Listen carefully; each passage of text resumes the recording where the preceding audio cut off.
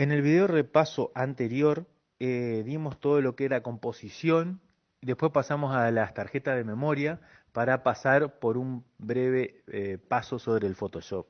Ahora vamos a volver y damos el foco. ¿Se acuerdan con eso? Con eso del foco era el primer tema que nos entraba en lo que es la cámara reflex. La cámara reflex, que yo siempre hice hincapié en aprender cámara reflex y no el resto de las cámaras. Yo creo que ahora ustedes que están terminando el taller lo están entendiendo. ¿Por qué? Porque hay mucho para enseñar en reflex y muy poco para enseñar al resto de los modelos de cámara. Los objetivos tienen el AF y MF, autofocus y el modo manual del foco. Esto ya lo saben ustedes, también lo saben que pueden trabar el foco y reencuadrar la imagen. Saben las tres herramientas que tienen ustedes para hacer ese trabajito. También hablamos de objetivos con VR y sin VR, con estabilizador y sin estabilizador de imagen. De lo que no hablamos es del ancho de los objetivos. Algunos son más finitos y otros son más grandotes, más anchos, más gordos. Bueno, los más anchos son mejores, los más anchos son más luminosos, inclusive como se dice que la parte más exacta del objetivo está en el centro, al ser más ancho, ese centro es más grande, por lo tanto la parte exacta cubre mejor el sensor. Los objetivos más chiquitos, más finitos, se tiende a pensar de que tienen más errores. Está el que viene de kit en casi toda la cámara 3000 y 5000, que es el 1855, tiene 55 milímetros de ancho. Después la mayoría tienen 58 milímetros de ancho y están otros objetivos que tienen 77 milímetros de ancho y desconozco si hay otros anchos, seguramente que sí. Los objetivos, los teles nomás son gigantescamente anchos, muchos, pero estas serían la gama más conocida.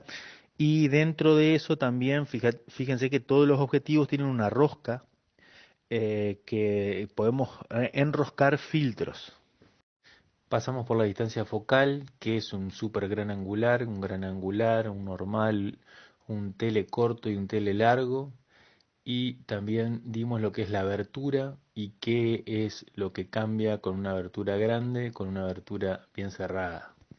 Acá en las siguientes tres fotos vemos la diferencia que hay entre una foto sacada con el mismo encuadre en 18 milímetros, 35 milímetros y 130 milímetros.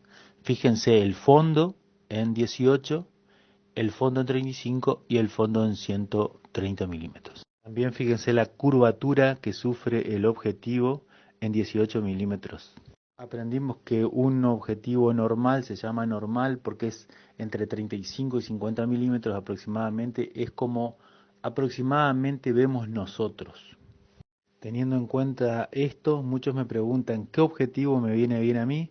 Bueno, si ustedes tienen este tipo de trabajos donde necesitan mucho ángulo de toma, lo suyo es el super gran angular, un normal para este tipo de trabajos, un tele corto para este tipo de trabajos y un tele largo para este tipo de trabajos.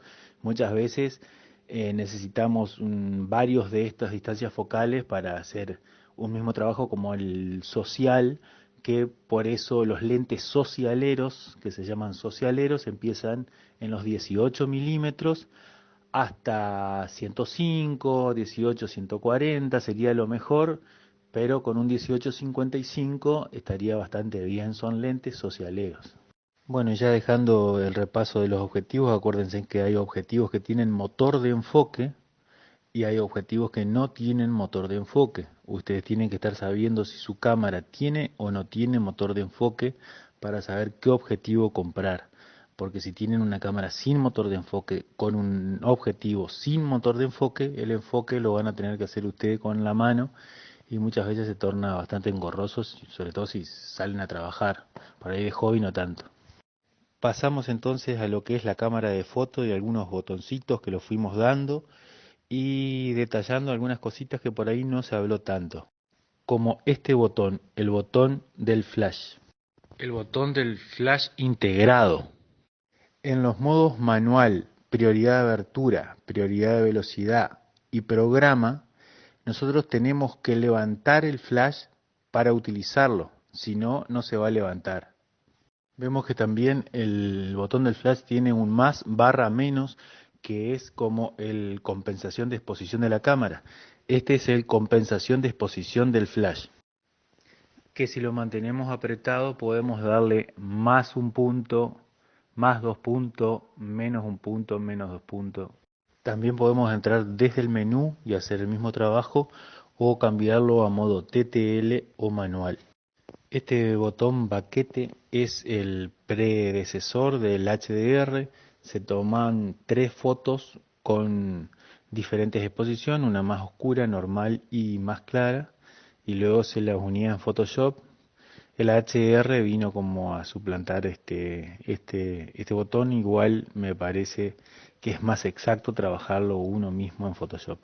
Dimos también que la exposición habla de la cantidad de luz que entra y da contra el sensor, que el par de exposición es la posibilidad de, por medio del diafragma y la velocidad de obturación, regular esa intensidad de luz que llega al sensor. El triángulo de exposición es agregarle a ese par de exposición el ISO, que es una forma artificial de aclarar la fotografía. Tiene la posibilidad de poner delay bajo, alto, o el HDR bajo, alto, o si no, compensar con flash, teniendo en cuenta la exposición que hace el fotómetro para calibrar la exposición correcta. Dimos que también lo puede hacer de manera matricial, ponderada, central y puntual. Dimos lo que es el ruido en la fotografía por el medio del ISO. Acá vemos una foto de 100 ISO y una de 25.600. En lo que respecta a Photoshop, dimos qué son los píxeles, abrir, importar y guardar una fotografía en Photoshop, seleccionar y transformación, herramientas como varita mágica, recortar, herramientas cuentagota, parche, historia, pincel, clonar, lo que es en trabajar en capas. Nos faltó dar pincel de historia, que es otra herramienta, goma y bueno, y capas sí lo dimos, una excelente herramienta de Photoshop para trabajar. Y también hablamos un poco de resolución, cómo recortar y guardarla en una resolución apropiada para mandarla al laboratorio a copiar. Lo que aún no se dio es el balance de blanco y el funcionamiento de un flash TTL. Así que en este video vamos con estos dos temas. Para hablar de balances de blanco tenemos que hablar de la temperatura de color. La temperatura de color es un término que hace referencia a la calidez o frialdad de la luz emitida por una fuente. En nuestra máquina de fotos, el símbolo que nos indica el balance de blanco es una W mayúscula y una B larga mayúscula.